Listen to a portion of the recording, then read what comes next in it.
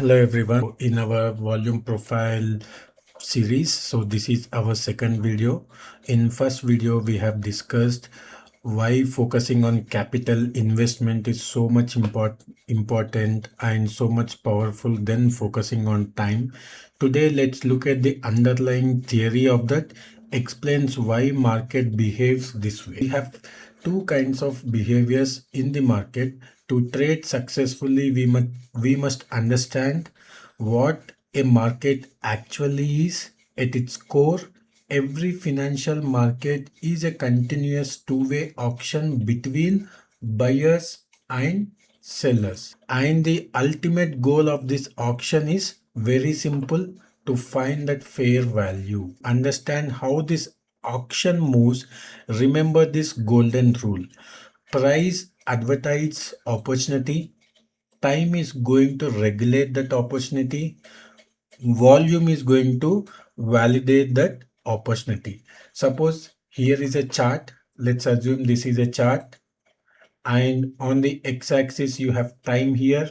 So this is, let's assume 1 2 3 4, this is a time, and here you have a price 100, 200, 300. So here we have a price, and price is going up and give a dip to the 200. So price advertise the opportunity. So it looks like 200 looks like as for a support or a demand zone where price can take a U-turn from here and can make a new high. But how much time it have spent near the 200, which is going to tell the time is going to regulate that opportunity, and along with time and price. Now when you have a volume spiking up, when price is pending near the 200 zone for more than 3 days, 4 days, if you see volume is keep on increasing, it means that big players are entering here. So we can utilize this as an opportunity to enter into the trade. Every time remember this golden rule: price is going to advertise the opportunity, time is going to regulate the opportunity, and volume is going to validate the opportunity. So now the auction operates in two repeating phases. One is balance and one is imbalance. Balance is nothing but equilibrium, and imbalance is nothing but inefficiency. So now when we talk about balance, first let's talk about balance. So when we talk about balance, this is when buyers and sellers are comfortably agree on a price. The price rotates up and down, like price rotates within a range up and down where buyers and sellers both are comfortable in this range. This state of agreement actually happens 70% of the time. In the market, if you see, 70% of the time price will rotate within a range up and down. When price goes up, sellers are going to sell there. When price come down, buyers are going to buy there. And again, when price goes up, sellers will sell. When price comes down, buyers will buy. So this is what will happen in the market 70% of the times. Imbalance. What is imbalance? This happens when a new information enters into the market. There is some war information, there is something related to crude oil prices hike, there is something related to precious metals price falling down or hiking up. Any new information which enters into the market, and when this kind of information enters into the market, this agreement is going to break between buyers and sellers, and price will leave the comfortable range. Based on the news, price can spike upside. Based on the news, price can spike downside, and price is going to break this agreement, and price leaves this comfortable range and moves vertically to search for a new brand fair value, where again market goes into the consolidation. Now price have given a breakdown, again market goes here into the consolidation, where now buyers and sellers have come into agreement. So now this is the new range where we can comfortably agree and trade within this range. So this is what imbalance is about. If price breaks upside, it goes vertically up, up, up, and somewhere it find a balance. And again, here buyers and sellers are going to make an agreement and price is going to stay in this range for some time till the agreement is not broken. So this is what balance and imbalance is all about. So let me give a simple analogy here for balance and imbalance. So I want you to pay attention here. Suppose think of a local housing market. Let's assume here it is a housing society. This is an housing society, an apartment. So here you have multiple flats in the apartment. Think of this is an housing society and you have multiple flats in this apartment in your area. Okay, so if similar homes in this apartment have been selling, like there are 2 BHK, 2 bedroom and 3 bedroom and 4 bedroom flats in this apartment. So 2 bedroom flats are going at same price since so many years. Buyers, sellers are selling, buyers are buying almost at same price. In the same way for 3 BHK it is happening same way. For 4 BHK it is happening same way. Let's take an example of 4 BHK. Let's assume for 4 bedroom the price from so many years the buyers and sellers have agreed for 4 million or else 3 million. The buyers and sellers have agreed for a 3 million price for the 4 BHK in this apartment. From so many years, the selling is happening at the similar range. It means that the price is balanced here between buyers and sellers. They agree on the value. But imagine if a massive global tech giant suddenly announces it's building it's a new world headquarters right next to your apartment. So what happens? Suppose this is your apartment and here a big giant company, let's assume Apple, is going to open an headquarters behind your apartment. What will happen now? Instantly, the old 3 million price is no longer valid. The market will enter into an imbalance zone. The market is going to enter into an imbalance zone and house prices skyrocket vertically with bidding wars breaking out, searching for a new equilibrium, searching for a new balance. Price is going to go away from here from 3 million. Price will go somewhere around the auction, slows down until price reaches somewhere around 4.5 million.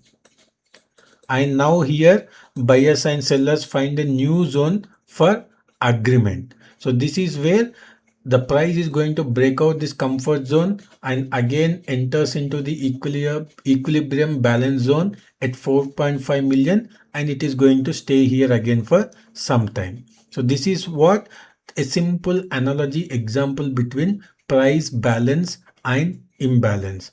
So think about the last major purchase you have made, like a car or a laptop or anything, a mobile phone. Did you buy it at the very first price you saw, or did you do some research and make sure you were buying at a fair value price where most other transactions are happening? So obviously when most of the people are buying at some XYZ price, you will inquire that based on that price, that fair value price, you are going to buy your product. We naturally seek fair value in our daily lives and professional institutions also do the same thing, exactly same. They will also look for a fair value price in the markets. When they think that this is the fair value price for this particular stock or this particular asset or this particular index, then they are going to enter into that stock, asset or index. So if the market's main job is to find a fair value through this continuous auction of balance and imbalance, how do we actually map this process on our charts? Let's compare two primary charting systems designed to do this. So one is market profile and one is volume profile. So this is the market profile and this is a volume profile. So when it comes to mapping the auction, professional traders use this two to find the fair value price Professional traders are going to use this two profiles. One is market profile and one is volume profile. Market profile developed back in 1980s. It's measured time. Okay, it is going to measure the time. It tracks how much time the market spend at each price level using what we call as TPOs. This each box you are seeing, right? Each box is called as an TPO, time price opportunity. TPO, represented by 30-minute blocks of letters. Each block is of 30 minutes. Okay, it shows us where this price spent the most of the time. So here is where you see a big horizontal spike here. This is where price have spent most of the time. Okay, volume profile is our core focus today. It measures capital. It does not care how long the price have spent at this particular time, how much time a price have spent in this zone. It does not care about this. It measures the actual number of contracts, actual number of shares that are exchanged between hands at this specific price. Our volume profile is going to tell at this price level how many shares have been exchanged between buyers and sellers, or how many contracts have exchanged between buyers and sellers. This is what volume profile is going to tell. While market profile is highly respected, we focus on volume profile because that is where the big money leaves the footprint, and we are going to follow that footprint. Institutions don't care about spending time at level. They care about executing large orders of capital. Volume profiles reveals exactly where those giant orders are being filled. So let me give a simple analogy here. Imagine a popular tourist landmark. Let's assume this is an Eiffel Tower. So this is a popular landmark, and also imagine a busy wholesale supermarket. This is an Eiffel Tower, and this is an wholesale supermarket. This is an wholesale supermarket. A market profile is like a stopwatch tracking how many hours tourists spend standing in front of the landmark. So here tourists are standing here in front of the Eiffel Tower and they are watching the Eiffel Tower. So market profile is something that it is like a stopwatch tracking how many hours each person have spent their time standing in front of the landmark. So this is measuring time of the people standing in front of the landmark. And volume profile is like a cash register. In a wholesale supermarket, you will have number of counters, right? You will have number of counters in wholesale supermarket for you to check out. So the volume profile is like a cash register at the wholesale supermarkets, tracking each dollar amount spent at each checkout. At checkout 1, how much money have spent. At checkout 2, how many transactions happened, how much money have spent. At checkout 3, how many transactions happened.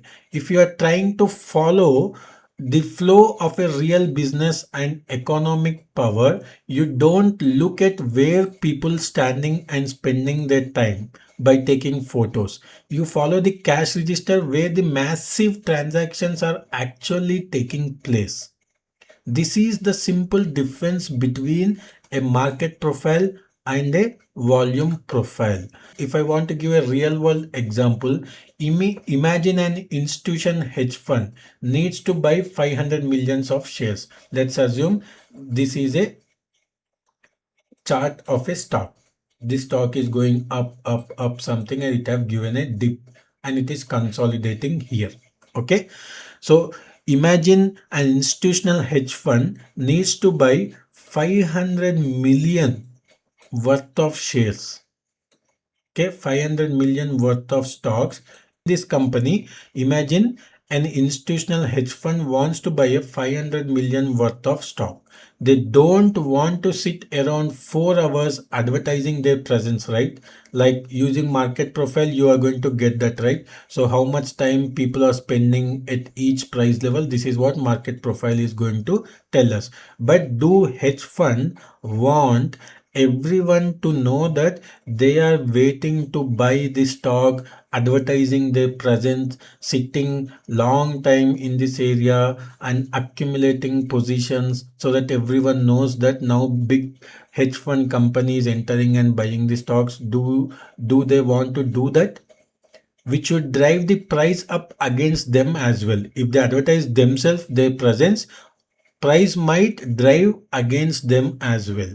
Okay, instead they wait for a flood of sellers coming in and execute their buy orders.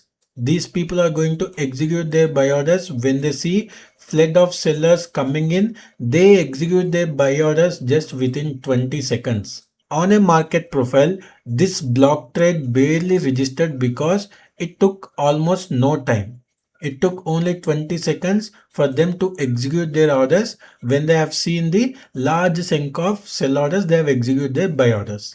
In this market profile, it will barely register. This 5 million volume shares which big institution hedge funds have bought will barely register here, but it looks all, but because it has taken almost no time. But on a volume profile, it shows a massive unmistakable horizontal spike. On volume profile, it is going to show a massive spike like this. When a big hedge funds are going to buy 500 million worth of shares in any stock, you are going to see a massive spike here, and you are going to see the volume, the number of transaction exchanged between buyer and seller as well. So by following volume profile, we spot the institutional footprints instantly. I just give an example here. If you wanted to follow any professional athletic daily routine to improve your own training, what you are going to do? Would you track the hours they spend sitting in a locker room, or would you track the specific minutes they spent lifting their heaviest weights? Obviously, you would track the high intensity action. You are going to track how much time they have spent in lifting their weights. Okay, how much time they have spent in their practice. But you are not going to track how much time they have spent in their locker room. That is not required. So exactly in trading also, high intensity action is nothing but this volume. Now that we know why we follow volume profile, let's tear it and open and look at its anatomy. There are three critical terms you must memorize to read this chart like a pro. So we are going to cover what are those anatomies, what are those three different terms that you have to remember and memorize for you to identify the fair value spots on your charts. This we are going to cover in our next video, part 3 of our series. Thank you everyone for watching this.